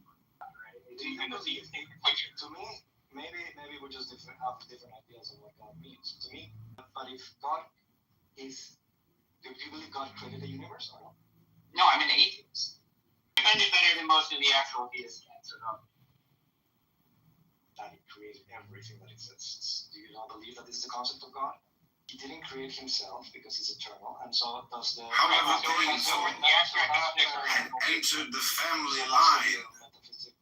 I'm saying that the abstract objects are also eternal, right? But they're abstract. They're not concrete, like dress. Is it? My word or or is embarrassing for you? It is. Okay, so you're saying in medicine. Yeah, if we're taking the model where we're going down the tree of saying, God commanded because it's good, and then we're saying, omnipotence means God can do anything for us, possible. And we're understanding, if we had a statement like the good is X, or X is some huge, whatever the good is, then that's just a conceptual word. Okay, so it's broadly logically necessary. I think so there I am, and God can't change it because he can't change broad logical necessities, but that doesn't threaten his omnipotence because he can still change all the things that are broadly logically possible, to change. These things are broadly logically necessary, so there's no broadly logical possible world where they're different, right? And it's like he can still be omnipotent, okay? I mean, this is why, this isn't what the Euthyphro dilemma is about, because originally it's like, you said that the Euthyphro dilemma was an argument against theism. And I was like, no, it's an argument against divine command. No. I was asked, why don't you believe in God? And I said, the Euthyphro problem. I didn't say that the Euthyphro problem is the all-in-all argument that defeats the existence of God. It was a personal question, and I answered in a personal manner. When I read the Euthyphro problem, I was like, oh, this is great. And that was it. I mean, it's not like I believed in God anyways before, but I thought that was a really interesting argument that defeats the notions of God that people come up with, that they can do anything, that it knows it all, blah, blah, blah. Yeah, but you see how, the whole point you were making was that if he can't change the good, then he's not omnipotent. And I'm saying, no, it could be that he can't change the good, but he's still omnipotent. Yeah, I mean, by your definitions, by your limited definition of omnipotence, then it's not omni anymore. No, but I expanded it to just say, he can do anything that's, broadly logically possible. Which is not extended, it's actually narrowing it. From what? From omnipotence. Right, so you think omnipotence requires that he can, instantiate contradictions and stuff, right? Is that what you're saying? That will be omnipotent, yes. Yeah, but then he can lift a rock heavier than himself. You're starting from a concept of omnipotence that is already incoherent. That's what it seems like. You're just assuming a concept of omnipotence. Yeah, but then why even use all this Euthyphro stuff? Because it seems like you just think the concept of omnipotence is incoherent. I don't. You think that omnipotence just. You think that. You think. I'm saying God. No. But no, you are saying that though, because part of your definition of omnipotence is that it makes contradictions possible. That's what you're saying it is. I'm saying that. Why is it incoherent to say God can express circles? Why is that incoherent? Strict definition. If you say something fails that P and not P is possible, right? Then it's incoherent. But I mean, you're making my argument. You're saying that you cannot be I am in some sense making your argument, right? I'm saying all our categories of logic and math, and it's just it's beyond these things. And I guess the idea is that doesn't seem incoherent. It is incoherent. It's incoherent in the sense that it's possible. Yeah, it's incoherent in the standard sense anyway. I mean, I don't know what else we mean by incoherent. I guess it's not incoherent in the sense that it doesn't cohere. It does cohere. It's just he just is. No, because it results in it's a contradiction. It basically just says if there's an omnipotent being, then the law of non-contradiction is false. Yeah. It's at the very least you could have a fair consistent solution to that or something, right? But it actually gets tricky with this because. Again, I think it puts your modality there. It just has there's nothing that's necessary, right? Yeah. It's an unbounded modality, so every statement is public. So anytime you put the diamond out front of an expression, it's true, right? Okay. And then you just don't have a logic at that point. I don't know. It just seems completely crazy. That seems strange, but it doesn't seem like it's a incoherent thought. I don't know. What do you mean by incoherent? It's literal gibberish, then yes, it's not literal gibberish, but it's incoherent in the sense that it's contradictory. Right. don't think it's gibberish either. Like, I'm just saying, if it were gibberish, A contradiction is by definition not gibberish, right? Because that's kind of propositional. yeah, like if it were gibberish, I wouldn't be able to say all this stuff I'm saying. I'm saying something more than it's not just it's more than just it's not I'm not saying it's gibberish. I'm saying that like there's a real sense in which there could be a being that transcends logic, transcends like math, transcends everything. That like these are like laws that apply in all of these. Well, what is the could then? What modality is the could? I don't know. It's the transcendent modality. Yeah, again, it's like transcendent. I've thought a lot about this actually, because I think it's an interesting question of like what happens when you have an unrestricted modality, right? Because like basically a modality is defined by what you hold as necessary, at least as far as I'm concerned. That's the best way to think of it. Modality. If you're just talking about a modality that's like I would just say it's like a trivialist modality where everything's possible, right? Not very useful, and it's not clear how you go from that back down to a useful modality. And it's just like, why would we define our concepts in relation to that? Yes, epistemic modality. Well, Deepak, you just hold your horse, so I'm going to have to mute you, because there's no such thing as mod abuse. Now, I just wanted to say... More question, though. It's more of a rhetorical question. Andrew, assert your authority right now. Yeah, stop your nonsense right now. Assert your authority, Andrew. I just want Andrew, well, look, it's just a rhetorical question. I don't need a response, and ideally Mark would be here to hear it, right? But he's not. So I'll just say this: what if God created the universe? Great. Jorge, how is Rodriguez doing? I haven't seen Rodrigo. Sorry, I haven't seen him in a while. What were you saying? Oh, I said, how's Rodrigo doing? I haven't seen him in a while. Rodrigo is in the audience. I haven't spoken to him. Oh, well, that's Rodrigo. Come up here, you crazy old dude, you. But Andrew, I think you should. Yeah, look, let me just say something. Sully is very dismissive. He's kind of like, he does this thing, like, he backs up to like you. Did you know about me? Stop. No, I said you. I definitely did this. I noted to it. Okay, watch your mouth. Okay, Jorge just got. I actually do respect Rodrigo. I just find him like. Okay. But he's a smart guy. He's smart and like an interesting fellow. He puts me to sleep a bit. Well, yeah, he's auditioning for the app Calm. Yeah, a lot of people in Detroiter has this effect on a lot of people. I actually don't find Detroiter boring, but like most people do. But I tried watching the fucking debate between him and Adelstein, and I was like 10 minutes in. But like Detroiter is like my philosophy guru, dude. Like, yeah, I get it. He's like Detroiter was the person who like really like kind of took me under his wing and like showed me some of the wizard word ropes. I get it. And listen, I'm trying to. Jorge, my brother, does God exist? I think you were on our call when I said. Of course, God exists. No, that was Jorge. You David Bobs. Jorge does. And by the way, welcome, Ned. But Jorge, does God exist? My brother. No, I answered no earlier. Wow. No, okay, can I do it this way? Hold on, beef. Fish you, beef. Assert your authority, Andrew. Hold on. Jorge, have you ever heard of the guy on this app? Or, well, he's not, I guess he is still on here. He doesn't hang out too much, but he goes by the name of Darth Dawkins. No. That's funny. Okay. It is funny, like Darth Vader and Richard Dawkins. But anyway, he's a Christian, well, a professed Christian anyway. He doesn't act very Christ-like a lot of times. But that being said, one of his questions to atheists, which I kind of love to, I love to. It's like his. God exists because. Hey, watch it! Don't you dare steal my thunder. I will exert my authority.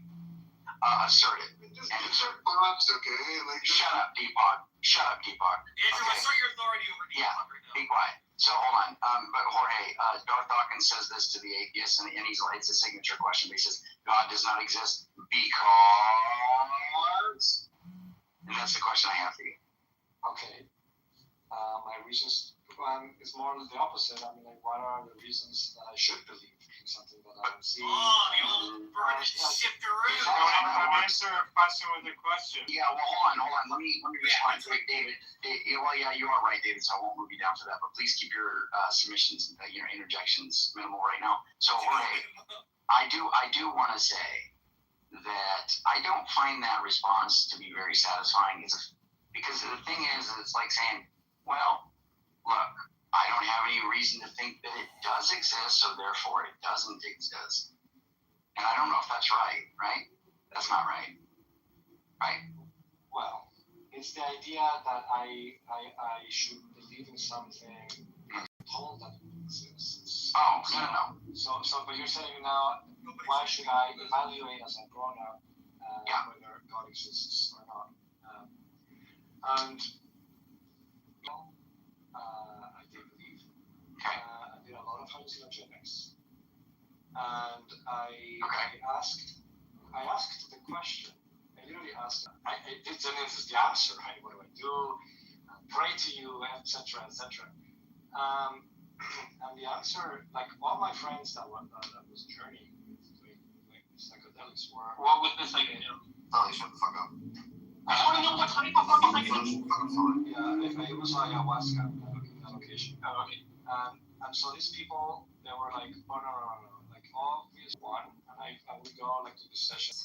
And that's why God doesn't exist, not your fucking life story. Well, because it's coming. Just give the music. No one cares about your drug use. Jorge, don't get offended. Please don't get offended. I'm glad you're here. Everyone was thinking it. Yeah, and Frenchie's just saying. Just fast forward. Okay. Yeah, you're fine. thank you. Go ahead. I went to basically. Or you'll have my wrath. Just let him go. That's okay. Go ahead. Basically, I went to the mountaintop, let's put it that way. And there was no God. There was no God. Okay.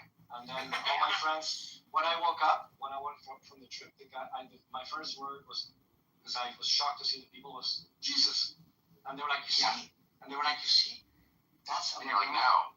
So, anyways, that would be like the most personal experience that I had with that. Without rationality, without logic, without people problems. Right. You had the non-inferential experience of a non-God. Correct. And then we have what did they say? Yo, it's a guy. Days ago. Zeleny, I'm doing it. It's an instance of what Zeleny was talking about. I know. It's like you take the mushroom Yes. and the universe tells I you was God. thinking No, I know, but the funny part is that we also have Philip Goff going around saying he just did 5-MeO DMT and he had like a powerful experience that God totally exists and like panpsychism is true. Oh boy. So, Jorge, do you think that really is going to happen? Do you think it's heretical, let's say, or do you think it's likely true that you had the experience of non-God and that people should really put some emphasis on Experience of non-God. Yeah, I mean, is that, like, do you think that that's like does that sound... transcendent experience. Yeah, of the non-existent God. Everything is material. Right. Do you find that to be a little bit, like a horse pill, like a little bit of a hard pill to swallow? No. I mean, it's interesting because now the responsibility is all on me. Right? Like I need to figure out what's good. I need to figure out. Oh, well, we meant the responsibility to defend your claim, but if someone came to you and said, I took drugs and saw God, you would not think that was a good reason to believe God existed, would you? No, but he's saying he took drugs and then he saw not God. But the non-God, I'm just saying that's not a good reason either. Yeah, but the non-God experience trumps the God experience. Alright, exactly. Okay. I know. Yes, of course I was deeming. Of course I agree with you. I'm trying to engage you. Hades, unable to detect these things. Despite being British, I'm irritated that you're memeing. Someone should. Shut up, Deepak. Frenchie, can you mute Deepak and send him down? There's no such thing as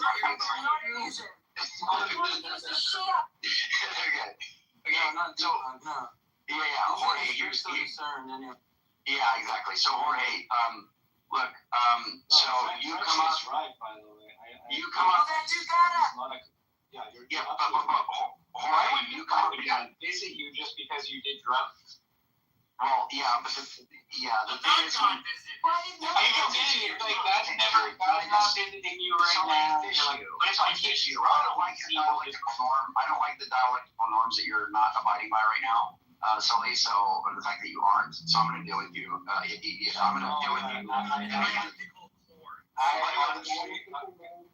Okay, I just want to say this. You are cramming a lot into the statement that you made. I went to the mountaintop. You're cramming a lot into that. Okay, which is. I missed fucking Clubhouse. I just realized. It's good stuff. It is. All the fucking different beliefs. Yeah. It is great. It is great. No. I'm very thankful the app came out. I would miss it if it wasn't that I was on it most of the time. Anyway, but here's the thing, Jorge. I'm just wondering. So when you say that you went to the quote mountaintop, unquote, and saw that there was quote no God, unquote, something like that, right? Yeah. Well, that doesn't seem like that should have any kind of weight for anybody else. Like I believe. Does it have any weight for you? Yeah. Well, exactly that probably too, but I mean, Celine wants think like you fucking did drugs and like actually perceive the truth of the metaphysical truth of the world. Yeah. Like, what kind of nonsense is that? Like, I mean, it is a little bit wild, Jorge. Do you think that there's something in man that you can activate certain aspects of your psychology or, some kind of your neurology, neurobiology, or whatever it is? Some latent Christian would say. Yeah. But did you, It's more like in these spaces. Let's put it this way. I was the only one. I was an atheist, right? Like, and I was not always an atheist, right? Like, I believed in God before psychedelics, and within psychedelics, I realized and philosophy too. It was both. It was both philosophy and psychedelics. Okay, well, I don't know what it doesn't seem like the psychedelics is doing much work, right? Because like. Or to do any work, we'd have to entertain this like very silly notion that somehow like doing psychedelics like reveals to you the truth of like atheism or something. Which like, why would anybody think that?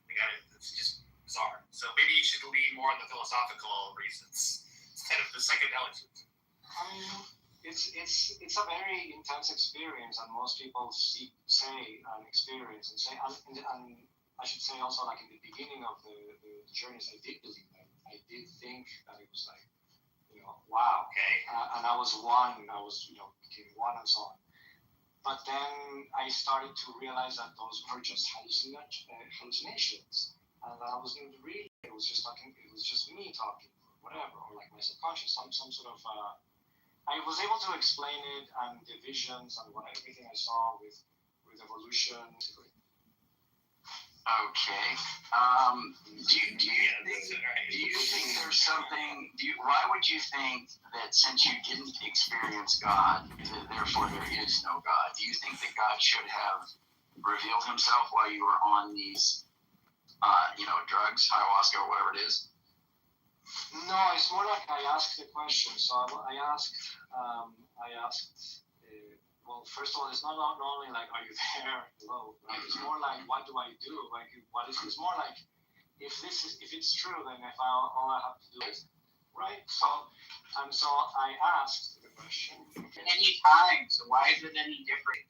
Like, it just makes you feel funny, and then like, oh, it's because I feel funny. I must be like tapping into some truth. Right.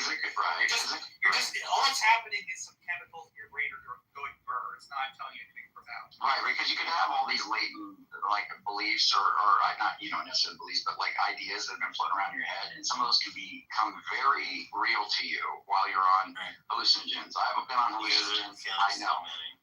So oh my gosh. Wait, Andrew has done hallucinogens? You just missed what Andrew... God damn it, Sully, I was going to make the best joke ever, you believed it. And then when he was he saw the ways in which they were illusions, that he had reasons for believing God, that he realized upon these drug experiences that they were, he saw through the elites. That's not what he said, though. That would be some other reasons, though. Failing to steal man. That was. What does that have anything to Establish that do? God doesn't exist, Sam. If he believed in God for bad reasons and then saw through those reasons, he then has lost the reasons. Then he would just be an agnostic. Right, doesn't establish that God doesn't exist. Yeah, well, it makes him no longer believe in God. That's not what he said, though. Yes, like, I thought you were marrying a Russian woman. Why are you fucking, like, oozing up to this random guy? I'm not sure what that means. Well, you got the joke in there, Piper, so. Yes, there you go. Wait, what about the Sam, what are So just mute Sully, please. what is Sam even saying though? Because it makes Sam doesn't know what he's saying. Sam thinks we're being uncharitable. Fucking retarded. We are in something. If you believe, let's just make it. You believe that unicorns exist for bad reasons. Yeah. And you realize Establish that unicorns don't you exist. realize that they're bad reasons. Yeah, but doesn't mean Establish that unicorns don't exist. In unicorns exist. doesn't mean that. But I asked him, beef, the whole foundation of this, the whole core, right? Give me the reason that you believe God does not exist. God does not exist because, you remember that? Yeah. Right? And now we're in this whole thing about how he took hallucinogens, saw the mountaintop, and there was no God, right? And I'm saying that no, that's not really good. It certainly shouldn't give anybody else any reason. And you probably should not. I agree with Piper. It's pretty bad, right? You shouldn't base your belief on that, like about God's existence. And so I'm just like, now you want to come in and act like we're being uncharitable and say, well, you're not steel manning him. I mean, dude, his reasons for believing in God dissipated, so therefore no God. Like, what is going on right now, bro? Turn around about accepting religious experience. He was literally giving an account of why he does not believe, and he pushed into the. Don't you think that matters? Don't you think that matters? Don't you think that matters? Don't you think that matters, BB? Answer the question you're asking and not a question you weren't asked. Don't you think it matters? I love you, BB. It's pretty reasonable if someone goes, why don't you believe in God? Like toxic charitability.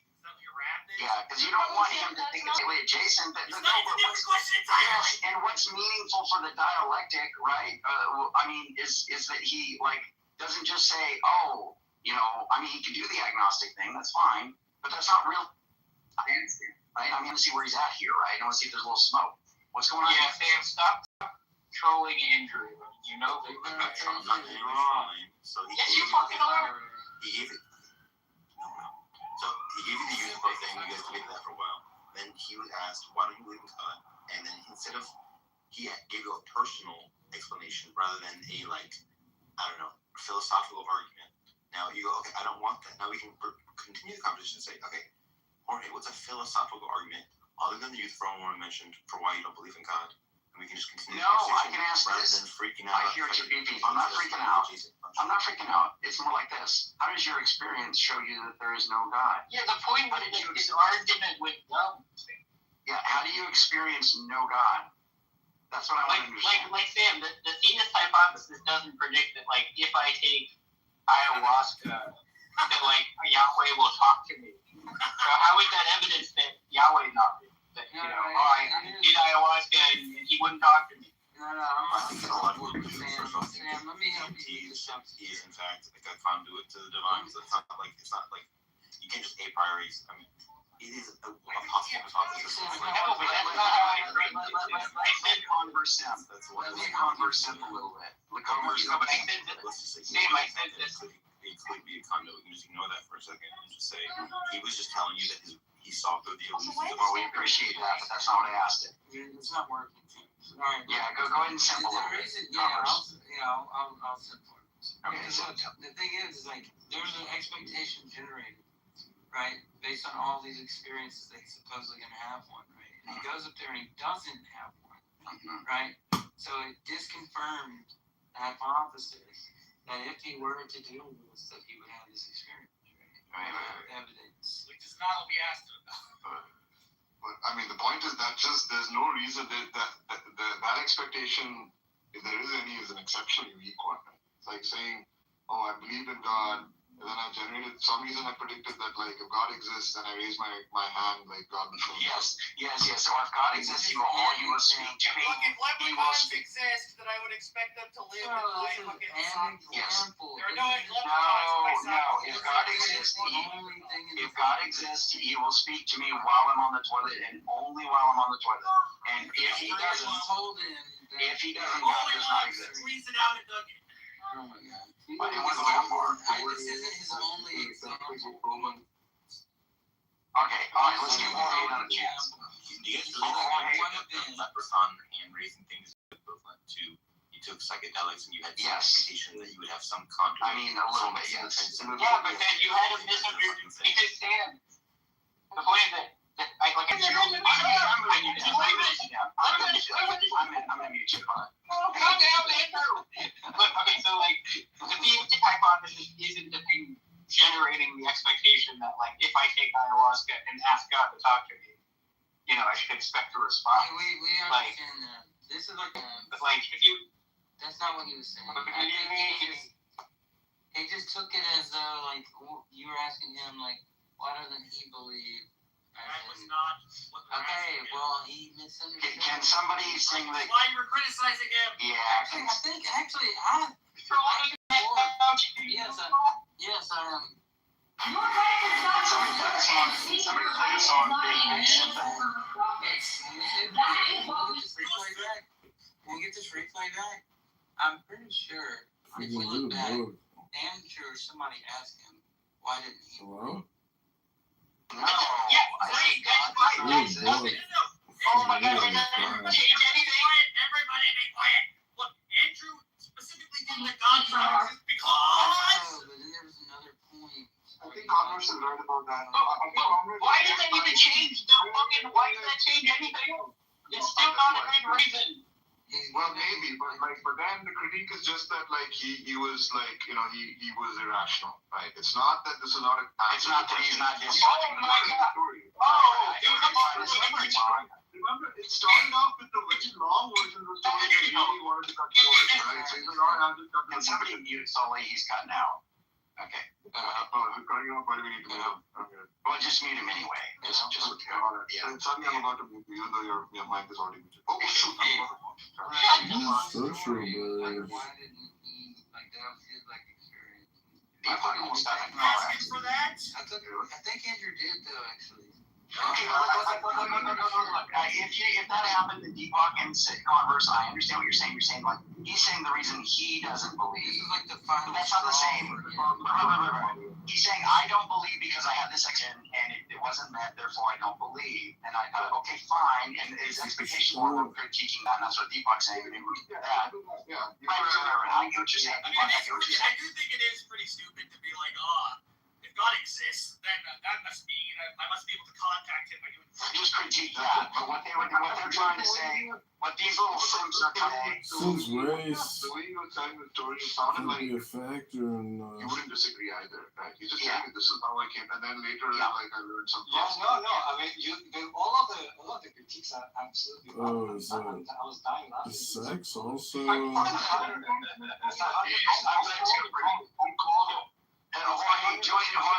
Jorge, join the house, brother. I like you.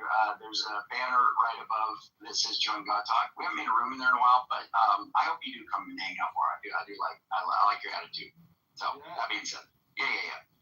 Not to mention you're like a superstar, so maybe you can like get us in with like some big people. You know, like I don't know, like Donald Trump or something like that. That'd be cool. Okay, that was fucking racist, Andrew. Yeah, how's that racist? I'm not saying. Well, I'd say you said negatively beforehand.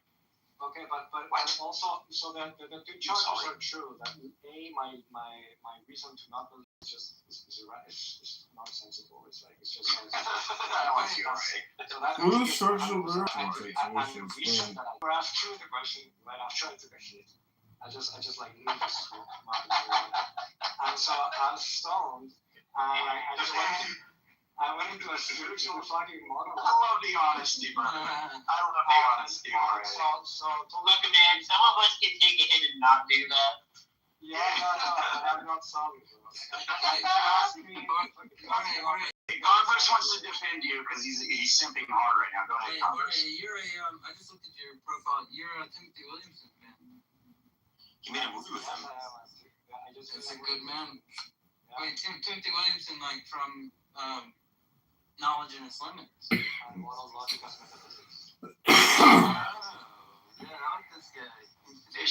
numbers. Yeah, he is good. I like him. Next thing you know, he'll be like a knowledge first epistemologist.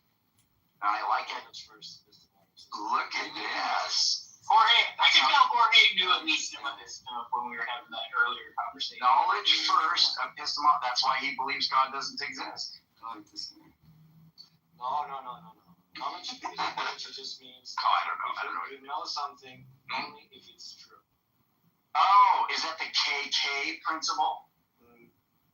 That's actually not what knowledge first is.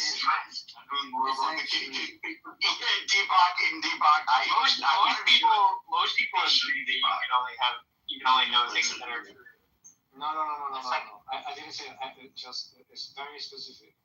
If you know something, then it's true. No. That's what you just said. No. I said you know something only if it's true. Sorry, is that a biconditional? No, it's not a biconditional. That's exactly right. No, it's pretty straight. It's quite straight. So you're saying if you know something, then it's true? Yeah. Pretty much everybody agrees. No. You know something only if it's true. Come on, okay, but the point is that it's either if and only if, or it's what I said, or it's if it's true, then you know. You know something only if it's true. Oh my God. If and only if is a biconditional. Hey, listen, Sully's a smooth brain. Repeat it again, brother. Repeat it again. Yeah.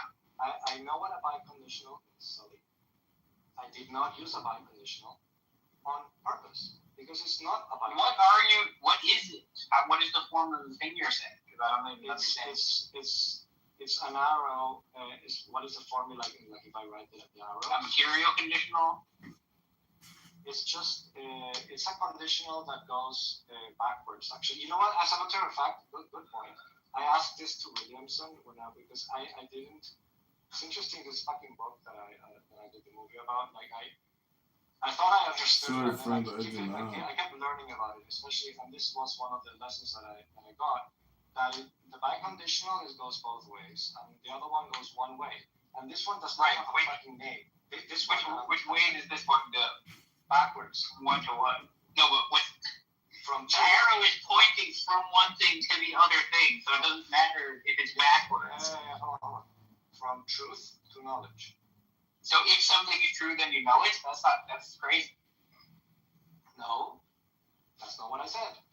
Keep changing what I say. He's a smooth brain. All right, repeat it one more time. I think he got that last quote wrong, but like what he said earlier was perfectly fine. It was just like, he just said like if you know it's true. Yeah. But that was like, if you know it is true, it's true. Okay. Let's take a step back.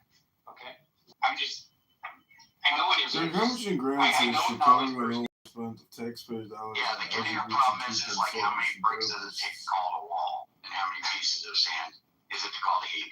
No. That's okay. Thank you. That's true. All right. So repeat it again, Jorge. Oh, you want to set some more conversation? Yeah, I'm trying to let Jorge go. Jorge, go. I know you're getting interrupted once, so go ahead.